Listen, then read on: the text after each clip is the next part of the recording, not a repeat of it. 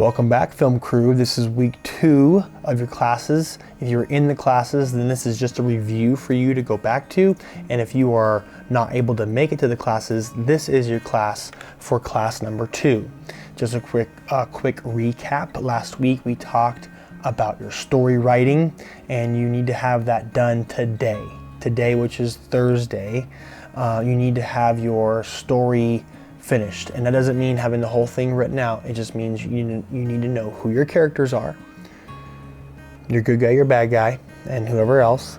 You need to know what happens. Remember, the good guy wants something. Something stands in his way. The bad guy doing something. And there's a conflict, there's a fight, there's a struggle. It looks like he might lose, but he wins. And maybe he wins in a different way than you think that he would. And then the setting.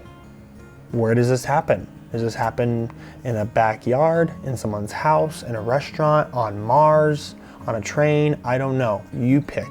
All right? You need to have those 3 things today. And I'm pushing you because I want you to have your feet underneath you. It may not be perfect, just exactly the way you want it. You just take an idea and you run with it. Maybe you'll make some changes along the way.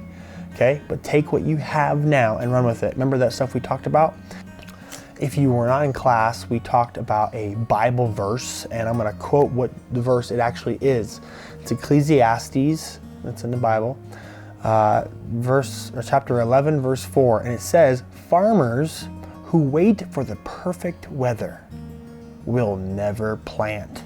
In other words, if you wait for things to be perfect, just the way you want, then you're never going to do anything. If you're waiting for things to be just right before you decide you're going to try to start making your video, you'll never make it. If you need things to be just perfect to do anything, you won't ever do it. So you have to step out. You have to just try. You have to push. Me, I like to talk to God and ask God for help before I step out, but I still have to step out. So take the lesson from the Bible and just go. Ask for help and just go. All right, so you need to have your story ready. For this week, we're going to be talking about your script, your storyboard, and your plan. Okay, that's today's lesson. Script, storyboard, and plan. Essentially, your script is your entire story of what happens, what's happening, and you lining this out one line at a time. I can show you an example of what a script looks like. You don't have to make it just like this. This is just an idea, okay? Remember, it doesn't have to be perfect. You just start doing something. So it's what happens, it's what your people say, and it's what your people do. And you write it all out, all. Now some people take their script and they make it a part of their storyboard, which you certainly can. If that's the way you want to organize it, I've did that a lot myself. It's just to have your script be in your storyboard lines. This is a good example of what a storyboard looks like, and you have these lines underneath it. You can write what's happening and your lines in there. But if you have a lot of words, like a lot of people talking in your video, you might want to have a separate script because you won't have enough room to write down all the lines on your storyboard. Okay, so your script is your whole story, beginning to end, what's happening, what your people say, and what they do. Your storyboard is what each shot looks like of what's happening and what's being said in that shot. Okay, so your storyboard is going to, you're going to have little drawings. I do little stick figures, and it shows where your characters are in the shot. Now remember, there's 3 different types of shots. Well, there's a lot of shots, but we're going to talk about just 3 of them. And it's a close-up shot, a medium shot, and a wide shot. Super simple. So a close-up is like this. I mean, this is super close-up, but usually you're just going to camp right here. Close-up, where you're just seeing from the top of the head to the chin, and it's really close-up. You really see the person's face. So when you're showing something's bad or something really mad, or something really scared, or something really happy, something. You're really trying to emphasize the face. Or it doesn't have to be just the face, it can be emphasizing their hand, right? They're going to grab the keys. And you do a close-up on the hand. So that's a close-up. A medium shot is about right here. It's where you see the top of the head. Remember, in headroom, we've talked about this last year. If you didn't weren't here last year, headroom was this little bit of space between the top of the camera to the head. You don't want this, and you don't want this. You want right about there. You put your fingers up on top, like 2 fingers. That's usually about right about there. That's pretty good. Okay, you gotta have headroom. So don't forget that. And remember, you're gonna have your shot in. This is the medium. Sorry, this is the medium shot where you see shoulders, you see the chest, up to the head. You can see movements. You can go a little bit further back with the medium. The medium can go a little bit further back, and then obviously a wide shot is when you see the full body. You see their feet. You don't have to see their full feet, but you get the point. A wide is where you see a lot more of what's going on. Okay, that's a wide shot. And the reason I mention those shots is that when you're writing your storyboard, you want to show what kind of shots you're having for each scene. For this scene where you're showing this thing and you're having these lines, do you want that to be a close-up, a medium, or a wide? And you're gonna do this one at a time. Do not skip any. It's really important that you have it all written down. And I know it takes some time, but just do it. And you don't have to have it all written down perfectly at first. Write down just the basics. This, and this. Okay, and then you sit there and you think about it for a while. What else do I need in there? Oh, I know I need this. And you add that in and you put this in. Okay, but your storyboard shows every shot, beginning to end.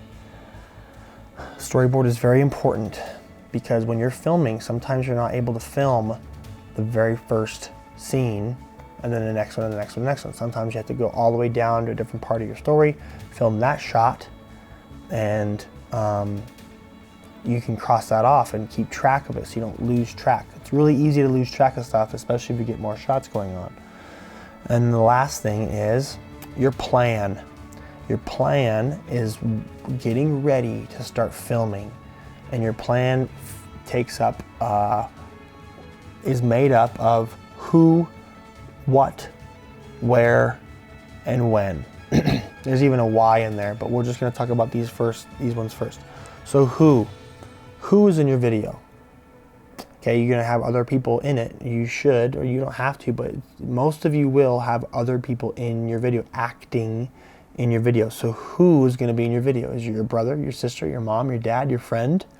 Well, you got to ask them, and you got to tell them, and you got to make sure they're okay with it. So who's going to be in your video? Make a list of who's playing what part. And if you're in it, that's fine too, but who's going to film it for you? Next question is, what? What kind of things do you need? Remember, we're making a plan. So what are kind of things you need for your video? Remember, things like props. What is a prop? A prop is something that you have inside a movie. For example, if I'm a magician in a video, my props would be the magician hat, the magician wand, black wand, abracadabra, maybe a deck of cards. Those are props. Any other magic stuff, the cups that move around with the balls in them or whatever, those are props. Anything that you need, that you'll be holding on to or using, those are your props. The next thing is your costume. What kind of costume do you need to have for your main character especially? You need to make something, you need to go to Goodwill, you need to go to Walmart, you need to buy something, find something around the house, make it, however you need to do it. But what are your costumes for all your characters? Makeup. One person, Haley, her video last year had a lot of makeup in it. She did a great job. And sometimes you need makeup. A lot of times you need makeup for your video, for your characters in your video. All right, so that's your what. Then you need to find out about your where. Where are you filming? Where is this going to be? And when? Those kind of go hand in hand. Where and when? Where are you filming, and when are you doing it? You need to let people know when you're doing it. It doesn't have to get too complicated, especially if you have your friends and family helping you. They'll work with you. If you mess up your schedule, that's okay. Just try it as much as you can. We're gonna film tomorrow at 5 o'clock here at my house. Something simple like that. And then remember we talked a little bit about the why. Why are you making a video? Because you want to learn how. Don't forget that. Sometimes you get caught up in this and it's like, oh, I don't want to do this. Remember, you want to learn this.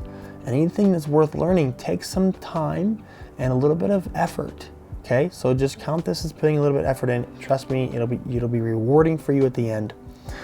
So that is your plan. All right, I'm trying to make this a little bit shorter than last week's video. If you have any questions on your script, your storyboard, or your plan, text me, call me, talk to me, all right? I'm here to help you work through it. There's lots of things that we're not talking about here, a lot of details, but I'm trying to not overwhelm you with a lot of details.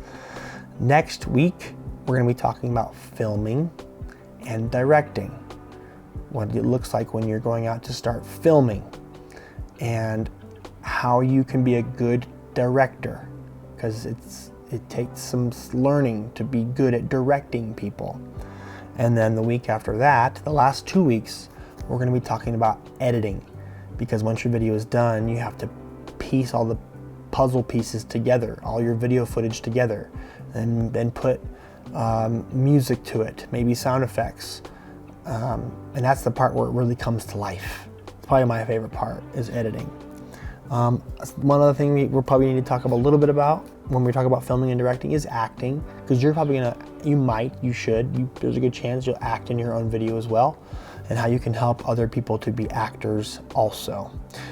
All right, guys, that's all we have for this class. And once again, if you need any help, let me know, and we will see you next round. Bye bye.